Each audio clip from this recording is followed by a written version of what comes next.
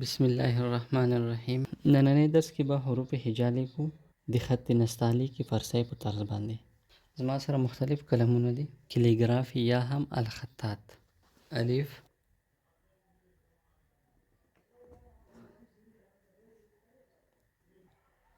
یوه، دوې، درې. دا هم درې نقطې ده. با په دوه ډوله لیکل کېږي. رزو قلم دغسې نسو، پاس یې کېږدو. رزو دا هم د با ډول ده.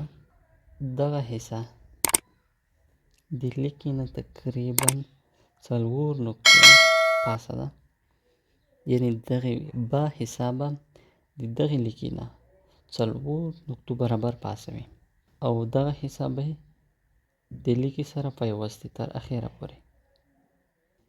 9 نقطې یا هم 11 یا هم 14. د 14 څخه زیاته نشو اوږدولی. دغه سا لیږدوم. د شروع ده. د لیکې سره به دغه طرف نه وي لګېدلی.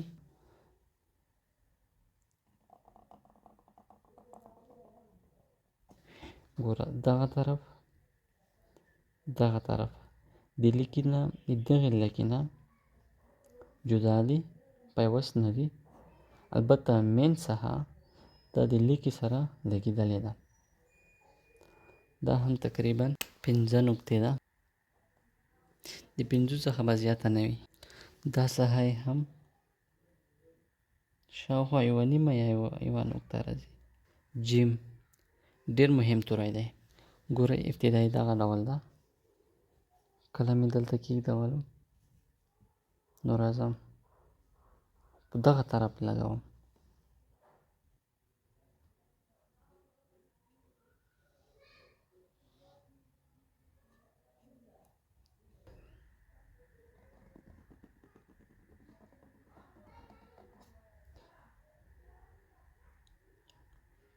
باید چې د هګۍ اندازه دغه ډول جوړ کړي. دا ساحه او دغسې کوږوالی باید ولري. او دا ساحه 1 نقطه، دا ساحه شوه 1.5 شاوخوا یا 2 پاسه ده. 3 نقطې تر دغه ځای پورې. یو بله مهمه خبره، دغه ساحه باید دغه طرف باید د پاسه نه که موږ دغسې خط ورکش کړو بهر وتلی نه وي. دا ګوره، که دغه ساحه تر دغه ځای پورې ووتله نو دا بیا غلط ده. ګوره، قلم مې دلته کېږدولو، دغسې مې نیوله ده او دغلته مې کېږدولو. قلم داسې لګوم، اخرې کې نری کوم. ګوره، 1 نقطه، دغسې هم تقریبا 1.5 نقطه، دغسې 3 نقطې.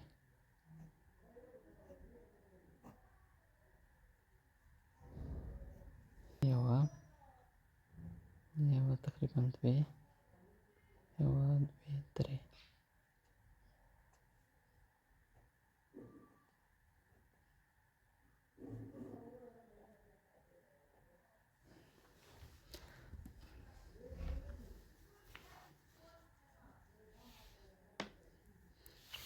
را دا ګوره، قلم مې دلته کېږدولو، سیده لږ اندازه راغلم. اوس بېرته قلم دغسې مې نیوله ده، بېرته ځم، اخرې کې نری کوم. دا د را ډول ده. 1 نقطه، تقریبا مجموعي ډول 3 نقطې وي لاندې ده. 1، 2، 3 اوږدوالی ده. اوس راځو همدغه حروف په وړوکي قلم باندې لیکو. 3 نقطې. بېرته راځو، قلم نرم ایږدو پاسه. اوس یې زور ورکوو. دا هم د با ډول شو. یا هم دا ګوره، منځ لیکې سره لګوم لیکې سره اخري ځای هم نه لګوم. دا طرف دغه طرف 5 نقطې داسې ده، غروالی هم 2 نقطې ده، دغه طرف 1 نقطه.